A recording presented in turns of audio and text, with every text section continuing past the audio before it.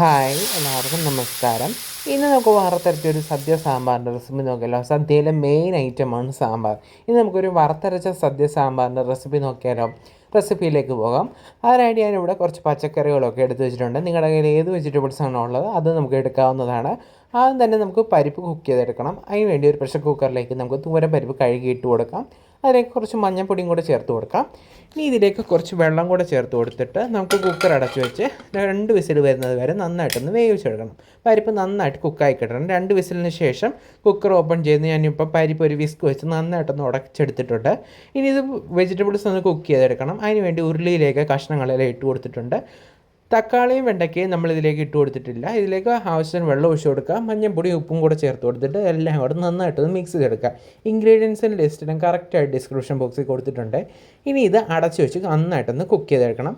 Medium to law ഫ്ലെയിമിലിട്ട് cook ചെയ്തെടുക്കാം. ഒരു പാനിലേക്ക് ഇച്ചിരി വെളിച്ചെണ്ണ ഒഴിച്ച് കൊടുക്കാം. അതിലേക്ക് വെണ്ടയ്ക്ക ഇട്ട് കൊടുക്കാം.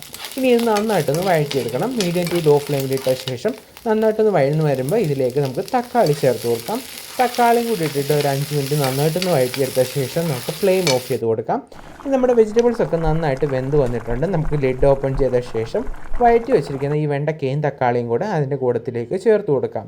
ഇനി ഇതിലേക്ക് വേവിച്ച് ഉടച്ച് വെച്ചിരിക്കുന്ന പരിപ്പും കൂടെ ചേർത്ത് കൊടുക്കാം. ഇനി ഇതെല്ലാം കൂടെ നന്നായിട്ടൊന്ന് മിക്സ് ചെയ്തെടുക്കണം. അപ്പോൾ ഇതുപോലെ നന്നായിട്ടത് മിക്സ് ചെയ്തെടുത്ത ശേഷം നമുക്ക് ഈ വെണ്ടയ്ക്കയും തക്കാളിയും കുക്ക് ചെയ്യാനായിട്ട് കുറച്ച് നേരം കൂടെ അടച്ചു വെച്ചൊന്ന് കുക്ക് ചെയ്തെടുക്കണം. അപ്പോൾ ഞാനൊരു 10 മിനിറ്റാണ് കുക്ക് ചെയ്തെടുത്തിരിക്കുന്നത്. വെണ്ടയ്ക്കയും തക്കാളി നന്നായിട്ട് കുക്കായി വന്നിട്ടുണ്ട്. ഇനി ഇതിലേക്ക് പുളിവെള്ളം ചേർത്ത് കൊടുക്കാം. പുളിക്ക് ആവശ്യത്തിന് വെള്ളം ഒഴിച്ച് കൊടുത്തിട്ട് ഇതിലേക്ക് ടേസ്റ്റ് ബാലൻസിങ്ങിനായിട്ട് കുറച്ച് ശർക്കര ഉരുക്കിയതും കൂടെ ചേർത്ത് കൊടുക്കാം. ശർക്കരയ്ക്ക് പകരം പഞ്ചസാര ചേർത്താലും മതി. ഒന്നുകൂടി ഇതുപോലെ നന്നായിട്ട് മിക്സ് ചെയ്തെടുത്ത ശേഷം നമുക്കിതിലേക്കുള്ള തേങ്ങ വറുത്തെടുക്കണം. അതിനായിട്ട് ഒരു പാനിലേക്ക് കുറച്ച് വെളിച്ചെണ്ണ ഒഴിച്ച് കൊടുക്കാം. അതിലേക്ക് ചിരകിയ തേങ്ങ ഇട്ട് കൊടുത്തിട്ട് നന്നായിട്ടൊന്ന് വറുത്തെടുക്കണം. നല്ലൊരു ഗോൾഡൻ കളറാകുന്നത് വരെ ഒന്ന് വറുത്തെടുക്കണം. ഇതുപോലെ നല്ലൊരു ഗോൾഡൻ കളറായി വരുമ്പോൾ ലോ ഫ്ലെയിമിലേക്ക് വെച്ച് കൊടുത്തിട്ട് സാമ്പാർ പൊടി അതുപോലെ തന്നെ മല്ലിപ്പൊടി മുളക് പൊടിയും കൂടെ ചേർത്ത് ലോ ഫ്ലെയിമിൽ വെച്ചിൻ്റെ റോ ടേസ്റ്റ് മാറി വന്ന ശേഷം ഫ്ലെയിം ഓഫ് ആക്കിയിട്ട് ഒരു 5 മിനിറ്റ് കൂടെ നന്നായിട്ടൊന്ന് മിക്സ് ചെയ്ത് കൊടുക്കണം.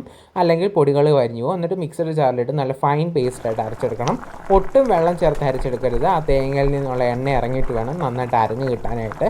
വെള്ളം ചേർത്ത് അരച്ച് കഴിഞ്ഞാൽ സാമ്പാറിൻ്റെ ടേസ്റ്റ് മാറുകയും ചെയ്യും, കളറും മാറും. അപ്പോൾ നമ്മൾ ഈ അരച്ച് ഒഴിച്ചിട്ട് കുറച്ച് നേരം നന്നായിട്ട് തിളപ്പിച്ചെടുക്കുക. ലാസ്റ്റായിട്ട് ഇതിലേക്ക് കായപ്പൊടി ചേർത്ത് കൊടുക്കുക. കായ കട്ടയാണ് ഉപയോഗിക്കുന്നതെങ്കിൽ ആദ്യം വെജിറ്റബിൾസ് വേവിക്കുമ്പോൾ തന്നെ ചേർത്ത് കൊടുത്താൽ മതിയാകും. കായപ്പൊടി ചേർത്ത് നന്നായിട്ടൊന്ന് തിളപ്പിച്ചെടുത്ത ശേഷം വെളിച്ചെണ്ണയിലേക്ക് കടുകും ഉലുവയും വറ്റൽമുളകും അതുപോലെ തന്നെ കുറച്ച് ചെറിയ ഉള്ളിയും കൂടെ ചേർത്തൊന്ന് മൂപ്പിച്ചെടുത്ത ശേഷം അതിലേക്ക് ലാസ്റ്റായിട്ട് കുറച്ച് സാമ്പാർ പൊടിയും കൂടെ ചേർത്ത് മിക്സ് ചെയ്തെടുത്തിട്ട് താളിച്ചത് ഇതിലേക്ക് ഒഴിച്ച് കൊടുക്കാം.